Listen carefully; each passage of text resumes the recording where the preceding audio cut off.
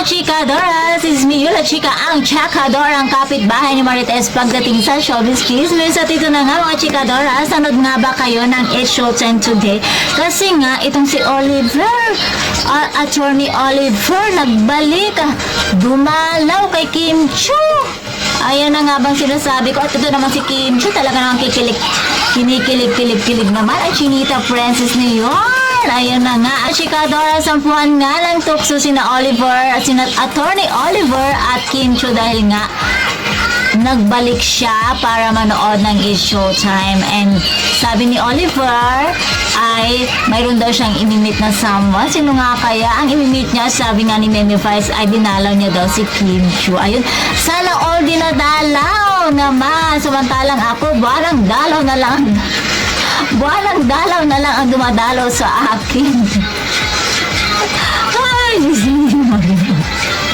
at syempre, tinanong na din ni Meme Vice or kinamusta na din niya kung ano nga ba ang nangyari sa date niya with Michelle D. Na, in fairness, super bagay at malakas din ang chemistry ng dalawa. Syempre, nag-enjoy naman daw siya and it's very nice.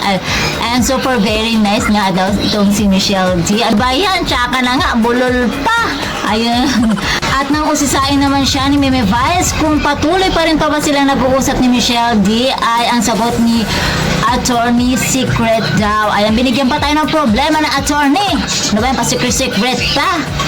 And kung sakasakali na magkatuluyan silang dalawa, ay bet mga chikadoras dahil bagay na bagay talaga sila Michelle D and attorney Oliver, diba? Napaka-professional nilang dalawa. At heto pa, at kung hindi man sila magkatuluyan, in fairness, bagay din sila ni Kim Chu. Ayan, Kim Pao Peace. Ayan.